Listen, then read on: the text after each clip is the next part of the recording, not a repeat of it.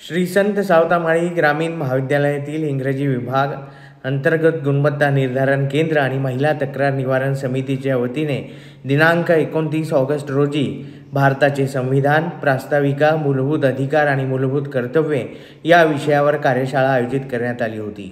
इंग्रजी विभाग प्रमुख डॉक्टर अश्विन रांजणीकर यांनी प्रास्ताविका, मूलभूत अधिकार आणि मूलभूत कर्तव्ये यावर मांडणी केली.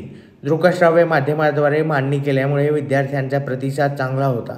विविध विषयांवर विद्यार्थ्यांनी मनोगते व्यक्त केली. उत्कृष्ट मनोगत व्यक्त करणाऱ्या विद्यार्थ्यांना प्रथम, द्वितीय आणि तृतीय पुरस्कार देऊन गौरविण्यात आले.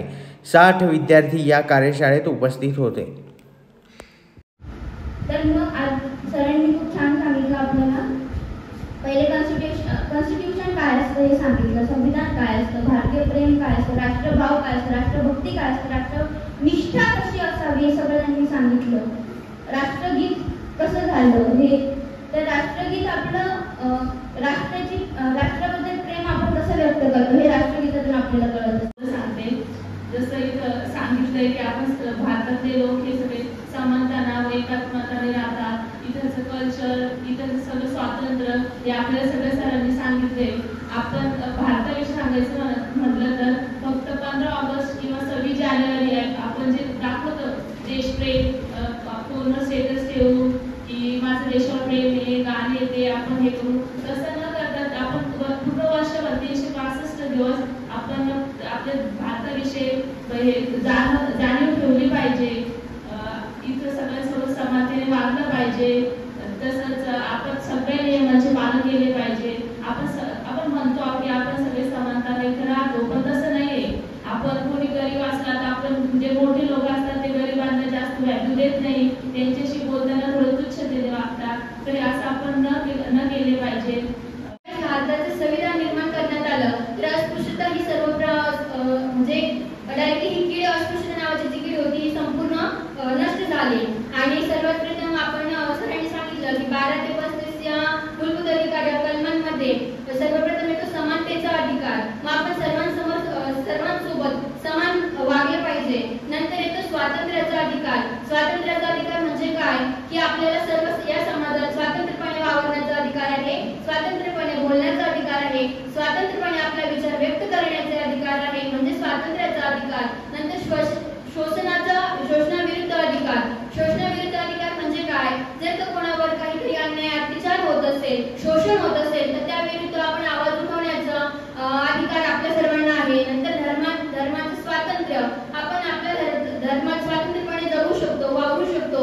नंतर सांस्कृतिक व शैक्षणिक अधिकार. आपल्या सर्वांना सांस्कृतिक सणांमध्ये भाग घेण्याचा अधिकार आहे, शिक्षणाचा अधिकार आहे. या सर्व गोष्टी आपल्याला सरांनी सांगितल्या व आजच्या कार्यक्रमात आपण सर्वजण हे शिकलो. समानतेचा अधिकार म्हणजे कायद्यासमोर सर्व समान आहोत. आपल्याला काही अत्याचार नाही होत असेल तर आपण कोर्टात जाऊन कायदेशीररित्या आपण आपला अधिकार मांडू शकतो. एवढं की भारतातच मिळाले तर यांना आपण राज्य सोडून दिलं तर कोणी यावं येणारच आहे. त्यासाठी त्यांनी अगोदर सांगितलं होतं की तुमच्याकडे संविधान असेल, तुम्ही संविधान बनवा, तेव्हा आम्ही राष्ट्रीय राज्य देश सोडून जाऊ शकतोय.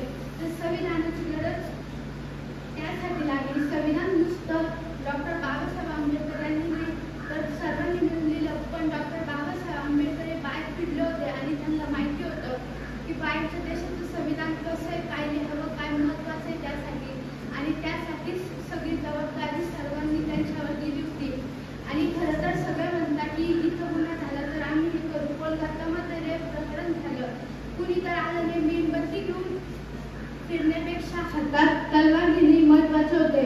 आपला महाराष्ट्र म्हणजे शिवाजी महाराजांचा महाराष्ट्र. आणि या महाराष्ट्रात अगोदर असं काय होत नव्हतं. आता देश बदलत चाललाय, विचारही बदलत चालले आणि त्यामुळे इथे एवढं काही होते. रोज लग्न शहरात देखील कुणीतरी बाहेरचे येते, आपल्या इथं मर्डर करून जाते, पण तरी त्यांना शिक्षा होण्याची ती सगळे म्हणताय की 2-3 महिन्यापर्यंत सुटून जाईल.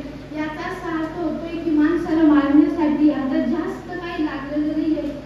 सर्वात पहिले सरांनी सांगितले असं आपले मूलभूत कर्तव्य त्याची अंमलबजावणी 3 जानेवारी 1977 पासून करण्यात आलेली आहे. आणि आपले मूलभूत कर्तव्य हे 10 आहे. नंबर 1 राज्यघटना, राष्ट्रध्वज आणि राष्ट्रगीत यांचा सन्मान करणे. राष्ट्रध्वज आणि राष्ट्रगीत याचा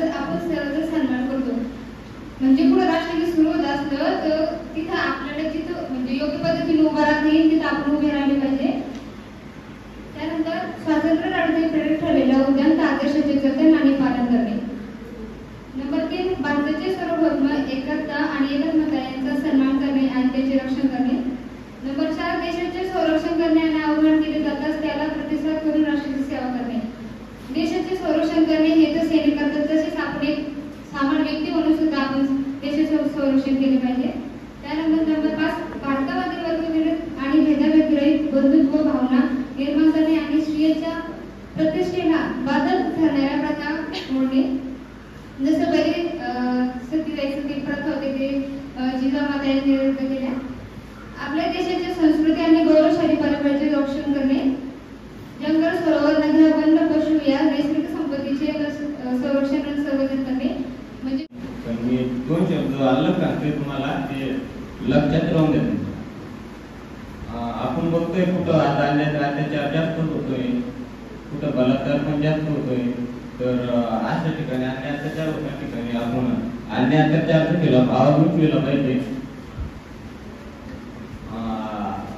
आपण एकत्र राहिले पाहिजे. अन्य अत्याचार आवाज उठले पाहिजे, लढाई केली पाहिजे अन्य अत्याचार केला. जिथे कुठं बलात्कार होते अन्य अत्याचार केला आपण मिळून लढलं पाहिजे. बलात्कारला सजा दिली. आपल्याला सर्वांना समानतेचा कायदा सर्वांना लागू आहे. सर्व आपण समान पद्धतीने शिक्षण घेऊ शकतो. तसेच आपण एकत्र राहून आपल्या ज्या अडचणी आपण त्या अडचणीच्या सामोरे जाऊ शकतो. तसेच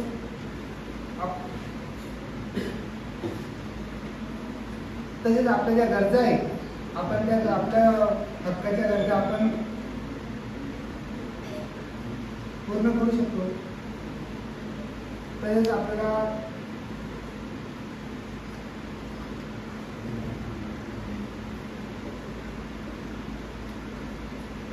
डॉक्टर बाबासाहेब आंबेडकर यांनी जे संविधानामध्ये जे कलम लिहिलेले आहेत, कलम 12 ते 35 याच्यामध्ये समजा सर्वांना समानतेचा अधिकार दिला.